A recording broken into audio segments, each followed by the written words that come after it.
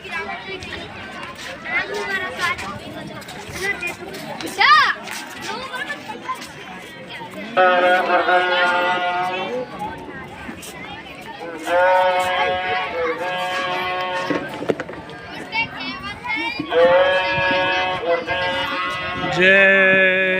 गुरुदेव। प्रभु का पावन पवित्र नाम। जय गुरुदेव, जय गुरुदेव। गुरु महाराज के पावन चरणों को करता उपस्थित सभी सत्संग प्रेमी भाई बहन सभी को सादर जय गुरुदेव।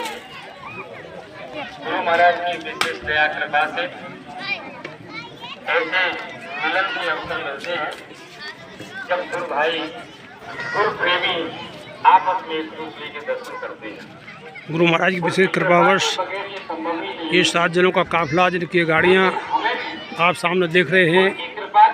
हज्जू कपरा गांव, तहसील शमशाबाद, जिला आगरा, यूपी में आज इस गांव के अंदर गुरु महाराज की कृपावश रात्रि का ठहराव और इस समय विशेष दयावश यहाँ पर सत्संग का आयोजन। पूरा गांव भव्य भोर बड़ी कृपा से इन्होंने स्वागत सम्मान किया।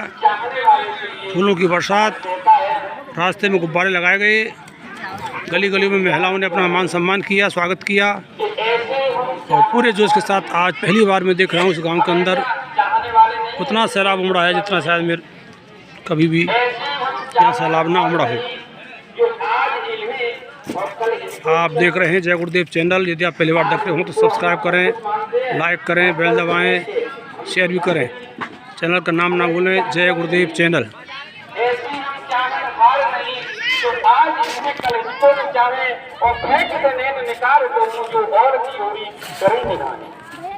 मैं अपने नाकों को निकाल करके फेंक सकती हूँ, लेकिन किसी दूसरे को देखना मेरे लिए स्वीकार नहीं है, मंजूर नहीं है।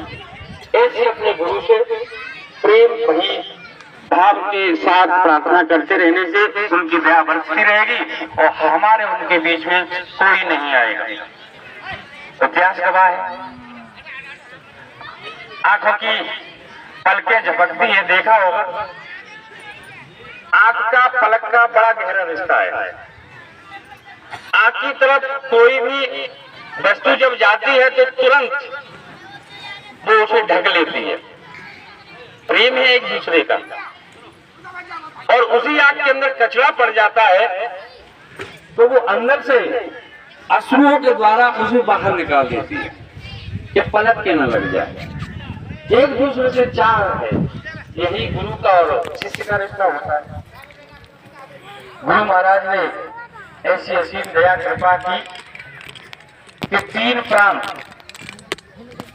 उत्तर प्रदेश, मध्य प्रदेश और राजस्थान, 7 जिले आगरा, भरतपुर, सवाई माधोपुर, धौलपुर, मुरैना, ग्वालियर और भिंड,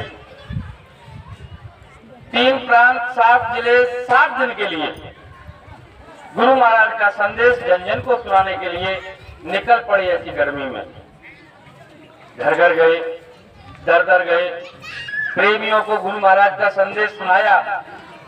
उधर से जो भाव हमारी तरफ आया, आनंद की अनुभूति हुई। भाव का बड़ा अद्भुत रिश्ता होता है। एक राजा अपने मंत्री के साथ शहर में घूम रहा है, रथ पर बैठा हुआ है, लोग निहार रहे हैं, राजा के दर्शन दीदार कर रहे हैं, बड़ी प्रसन्न है। उधर क्या होता है, एक दुकानदार अपनी दुकान पर बैठा हुआ है। दुकानदार की नजर राजा पर पड़ी और राजा की नजर दुकानदार पर पड़ी।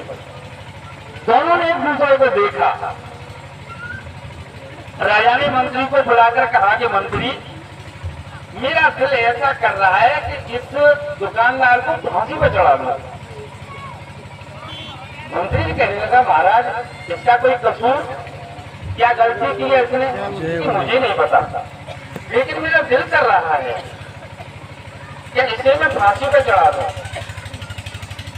मंत्री समझ गया, राजा से कहा कि महाराज चलो इस पर बाद में विचार करेंगे और आपका जो भाव होगा, आपका आदेश होगा, उसका पालन होगा। रथ को लेकर के मंत्री आगे बढ़ गया। राजमहल में राजा को छोड़कर मंत्री पुनः भेष बदलकर दुकानदार के पास पहुंचा और दुकानदार से जाकर कहा कि भैया आज सुना है यहाँ राजा आया था, भेष बदला हुआ था। दुकानदार पहचान नहीं पाया। दुकानदार ने कहा हाँ भैया राजा आया था। फिर तुम्हारे दुकानदार के सामने राजा का रथ खड़ा हुआ था कि हाँ तुमने राजा को देखा अच्छी तरीके से, और प्रभु की ऐसी कृपा कि राजा ने मुझे भी देखा, मैंने राजा को भी देखा। तो सत्य बताना तुम राजा के बारे में क्या सोच रहे थे। एकदम से दुकानदार घबरा गया। नहीं भैया मैं कुछ नहीं सोच रहा। कि नहीं बात तो कुछ है। राजा आया था तुम कुछ सोच रहे थे कि भैया अगर सच्ची सच्ची बता दूंगा तो तुम राजा से कह दोगे और राजा मुझे फांसी पे चढ़ा दोगे। कि नहीं मैं नहीं बताऊंगा किसी को, तुम सत्य बताओ। कि सत्य सुनना चाहते हो तो देखो मेरी दुकान चंदन की लकड़ी बेचता हूं मैं, और कई कई दिनों तक कोई ग्राहक नहीं आता है। घर में समस्या रहती है, दुकान से सामग्री नहीं बिकेगी तो पैसा नहीं आएगा, पैसा नहीं आएगा तो परिवार का पालन पोषण कैसे होगा। तो परिवार पालन पोषण की समस्या खड़ी हो जाती है मेरे सामने। क्या करूं। आज मैंने राजा को देखा तो मेरे मन में विचार आया कि अगर ये राजा मर जाए तो कम से कम 1-1.5 कुंटल लकड़ी बिकेगी मेरी, तो मेरा तो काम हो जाएगा काफी लंबे समय तक। तो भैया मैं ये सोच रहा था कि आज ये राजा मर जाए मेरा काम हो जाएगा। मंत्री समझ गया कि ये भावों का इसके अंदर से जो भाव निकले राजा के हृदय से टकराए, तभी तो राजा ने कहा तो मेरा मन कर रहा है इसको फांसी पे चढ़ा दो। मंत्री तुरंत महल में गया, उन्हें अपने भेष में आया और आकर के दुकानदार के सामने खड़ा हुआ। घोड़े से आया तो पहले तो नहीं पहचान पाया था। दुकानदार खड़ा हुआ, अरे जी महाराज, वो डर रहा था कि मैंने एक आदमी से अभी बताया था, उसने कहीं कह तो नहीं दिया मंत्री से। तो तुरंत मंत्री आ गया कि भाई दुकानदार ऐसा है, चंदन की लकड़ियां कितनी है तुम्हारे पास।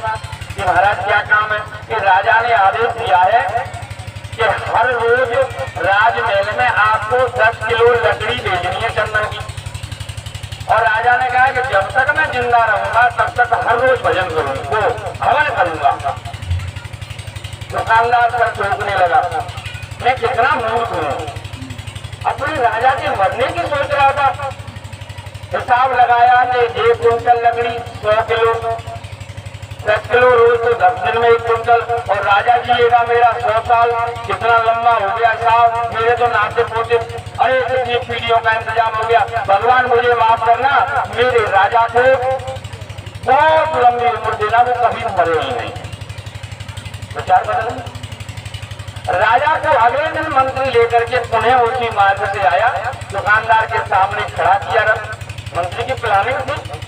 राजा ने थोड़ा दुकानदार को देखा, दुकानदार ने राजा को देखा तो मंत्री ने कहा कि मंत्री मेरी समझ में नहीं आया, कल में आया था तो मेरा मन कर रहा था इसे फांसी पर चढ़ा दो, और आज दिल कर रहा है इसे गले से लगा दो। बात क्या है। मंत्री ने कहा कि महाराज ये भाव का आदान प्रदान है, कल इसके बाद कुछ और थे, आज इसके बाद कुछ और है। ठीक उसी प्रकार हम लोग जब गांव गांव जा रहे हैं, गुरु महाराज का संदेश सुना रहे हैं, तो उधर से वही भाव निकल करके आ रहे हैं। दिल गदगद हो रहा है, आनंद आ रहा है, आनंद की वर्षा हो रही है। पता ही नहीं लगा कि धौलपुर से चल करके हम आगरा भी आ चुके हैं। सपना था ये गुरु महाराज की दया कृपा और 7 दिनों का मिलन। 7 के पीछे बड़ा भारी गुणा होता है, बड़ा भारी रहस्य होता है। बड़े भाई हम उससे बड़े बड़े जानकार यहाँ बैठे हुए हैं, बहनें बैठी हैं, माता स्वरूपा बैठी हुई है, सब जानती हैं 7 दिन होते हैं। 7 बार सप्त ऋषि, इसमें उलझन में नहीं पड़े, आप विचार करना, इसके भी बड़ा रहस्य है। 3 प्रांतों के 7 जिलों का ये कार्यक्रम, इसके पीछे गुरु महाराज की कोई विशेष मौज है, और जब हम करते रहेंगे तो उनको पता आगे लगी जाएगी। हाल फिलहाल गुरु महाराज की दया मोह से आज हम सब यहाँ एकत्रित हुए हैं। हमारे बीच में देखिए कलकत्ता नहीं, क्षमा चाहते हैं हम, बंगाल, जो प्रांतों की बात चल रही है ना, राजस्थान, मध्य प्रदेश, उत्तर प्रदेश, तो फिर साथ साथ बंगाल, अब कलकत्ता नहीं रहा, बंगाल के प्रेमी भी आए हुए हैं। तो 4 प्रांतों के लोग गुरु प्रेमी इस समय इस कार्यक्रम में भाग ले रहे हैं। आगे आने वाले कार्यक्रम की आधारशिला रखी जा रही है, उसकी तैयारी चल रही है। प्रेम का माहौल ऐसा हमको बनाना है कि यहाँ आने के लिए लोग करते हैं और यहाँ से चले जाएं तो वहाँ से कहें कि भैया जल्दी से कोई प्रोग्राम करो या रखो, हम पुणे आना चाहते हैं, और अगर हम नहीं आना चाहते तो आप आ जाओ। अभी हम रास्ते में आ रहे थे, चर्चा चल रही थी इधर अपने राजस्थान में, जैसे हम किसी मित्र के यहाँ रिश्तेदारी में गए तो क्या होता है कि साहब अब हम चलते हैं, अब हम जाएं, तो हम क्या कहते हैं, हाँ ठीक है साहब चले जाओ। लेकिन उधर क्या कहते हैं, बहुत अच्छे, आना साहब। वो कह रहा है कि साहब अब हम इजाजत है, हम अपने घर को जाएं, और वो कह रहे हैं कि नहीं बहुत अच्छा, ठीक है साहब आना साहब। अब आना साहब और वो कह रहा है कि जाना चाहते हैं हम, तो विरोधा भाषा लग रहा है, लेकिन इसके पीछे बड़ा भारी रहस्य छुपा हुआ है, प्रेम। वो कह रहा है कि मैं जाना चाहता हूँ, लेकिन वो जिसका घर है दरवाजा, वो कहता कि नहीं अभी आपको बहुत लंबी उम्र तक जीना है, जाने का मतलब तुम चले जाओगे, लेकिन वो चाहता है कि नहीं आना साहब, अब तो चले जाओ, लेकिन हमें आश्वासन दे के जाओगे, फिर आएंगे तुम हमारे पास। तो वो कभी नहीं कहते कि ठीक है साहब चले जाइए, वो ये कहते हैं, वो कहते हैं जाए साहब, नहीं आना साहब, बहुत अच्छा है लेकिन आना साहब। ये प्रेम है, दिखता भी नहीं है लेकिन गहरा कितना है। वो नहीं चाहता है कि मेरा भाई मेरा अपना यहाँ से चला जाए, कभी लौट कर नहीं जाए, वो तो ये कहते हैं आना साहब। 5 दिन के कार्यक्रम में 7 दिन की इस गुरु महाराज की दया को बरसाते हुए वहां पर दिखाना है गुरु महाराज को। सारी दुनिया इस समय देख रही है, एक एक जगह की चेकिंग सी चल रही है, जो इस समय हिंदुस्तान में पंथ चल रही है कि कौन क्या कर रहा है, हमारी भी चल रही है। आपको पता होगा सरकार छोटे बड़े जितने भी मंदिर मस्जिद हैं सब में कौन व्यवस्था देख रहा है, कहां पर है, उसकी सारी लोकेशन डाली जा रही है। निकट भविष्य में कुछ भी हो सकता है, क्योंकि गुरु महाराज की वाणी है। तो आपने ये स्थान बनाया है, आप प्रचार कर रहे हैं, आप ये कार्यक्रम कर रहे हैं, तो इसके पीछे आपका मूल उद्देश्य क्या है, ये भी आपसे जानकारी ली जा सकती है। ये भी ली जा सकती है कि आप ये जो कार्य कर रहे हैं इसके पीछे इसके साथ में जो आय होती है, पैसा आता है, आप उसका क्या कर रहे हो, कितने लंबे समय तक ये काम कर रहे हो, वो उसकी सारी रीडिंग चल रही है, सरकार कर रही है। हमें थोड़ी सी जानकारी इसलिए मिल जाती है इन्हीं की कृपा से। छोटी सी नौकरी है सरकार, तो लोगों से मिलना जुलना रहता है, क्या चल रहा है इस समय, सरकार क्या कर रही है, हमारे मार्सा में बैंकों की क्या स्थिति चल रही है, देश में दुनिया में क्या। इसके कुछ समय के बाद में पैसा जेब में नहीं रहेगा, हमको मेरी मोबाइल में मैंने आपको डाल दिया 10,000, आपने उसको डाल दिया, पैसा किसी के हाथ में नहीं आया और कारोबार बहुत हो गया। और जिस दिन बटन बंद गुरु मरेगा ना, पावर हाउस से बटन बंद, सारे गांव में अंधेरा छा जाएगा। ऐसे ही नेट बंद, किसका पैसा, कितना पैसा, कोई हिसाब किताब नहीं। तो ये बहुत सारी चीजें जानकारी छोटी छोटी मिलती रहती है, तो वो चल रही है। अब जब हम लोग ये कह रहे हैं, प्रचार कर रहे हैं अपने गुरु महाराज के आदेश से, जैसे एक फकीर का शिष्य, हम महात्मा कहते हैं, वो फकीर कहते हैं मुसलमानों, उनका एक शिष्य अपने गुरु के पास रह रहा था, मुर्शिद के पास। तो उन्होंने कहा कि ऐसा कर, गांव में जाकर के एक आवाज लगा दे। ये क्या आवाज लगानी है सर, कि हमारा आदेश है ऐसा कहना, मेरे गुरु ने कहा है मुसल्ले को शराब में तर कर दे। जो कपड़ा होता है जिस पर बैठ करके वो नमाज पढ़ते हैं मुसलमान भाई, तो गुरु आदेश हो गया। उसने बाहर जाकर के आवाज लगाई कि गांव वालों सुनो, मेरे गुरुजी ने कहा है कि मुसल्ले को शराब मेहतर कर दे। थोड़ी देर लोगों ने सुना, कुछ लोग भड़के उसकी तरफ लपके, जय गुरुदेव। कुछ लोग उसकी तरफ पहुंच करके जा करके कहने लगे अपने आसपास के गांव से, चलो इसको पकड़ते हैं, ये क्या बोल रहा है। तो गांव के लोग सब इकट्ठे होकर उसको मारने की तरफ दौड़े कि चलो इसको मारते हैं, ये कितनी वाहियात बात कर रहा है, हमारे उस पाक कपड़े को, पवित्र कपड़े को कह रहा है कि शराब में तर कर दे।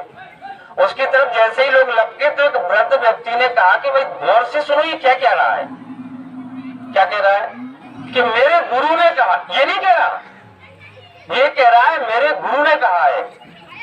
तो इससे कोई लेना देना नहीं है, इसके गुरु को पकड़ते चल करके। सब लोग उनके पास पहुंच गए, अरे कि ये आप अपने शिष्यों को क्या पढ़ा रहे हो, आपका शिष्य गांव-गांव जाकर के कहता है कि मुसल्ले को शराब में तर कर दे। तो उन्होंने कहा कि मैंने ही उसको आदेश दिया है। इसके पीछे आपका उद्देश्य क्या है कि आप ये बताइए कि वो तो एक कपड़ा है जिस पर बैठकर आप खुदा की नमाज पढ़ते हो, लेकिन खुदा का बना कैसे, खेत में कपास हुआ और उसकी सारी विधि बताकर उन्होंने कहा ये प्रभु का बनाया हुआ मंदिर है, अब इसमें शराब डाल रहे हो तो वो खुदा कैसे प्रसन्न होगा। मैं आपको ये बताना चाहता था कि वो इतना पवित्र नहीं रखे तो भी चल जाएगा, कोई बात नहीं है, उसे आप नहीं जो काम में लोगे तब भी चल जाएगा, लेकिन अगर इसको आपने खराब कर दिया तो इसका कोई व्यवस्था नहीं है, आगे जाकर के भयंकर तकलीफ भोगनी पड़ेगी। ठीक उसी प्रकार हम लोग गांव-गांव जाकर के ये संदेश दे रहे हैं अपने गुरु महाराज के आदेश से कि बाबा जी का कहना है और शाकाहारी रहना है। इनका कहना है कि शाकाहारी रहना है। बीमारियां आ रही हैं, परेशानियां आ रही हैं, बहुत सारी तकलीफें आ रही हैं, हमको इनको हम लोग इन्हीं की दया से उपाय भी बता रहे हैं कि गुरु महाराज ने ये कहा है। आगे निकट भविष्य में जब संकट आएगा तो ये लोग दौड़ेंगे और कहेंगे कि बाबा जय गुरुदेव जी महाराज के शिष्य पहले कहते थे तो एक टेलर चला कोरोना के रूप में, घर आपका, गांव आपका, गली आपकी, मोहल्ला आपका, लेकिन आप नहीं जा सकते। सरकार ने ऐसा घर में बंद कर दिया, रिश्तेदार आपके, पैसा आपका, लेकिन आप खर्च करने बाजार नहीं जा सकते, रिश्तेदार को नहीं बुला सकते, आप रिश्तेदार के पास नहीं जा सकते।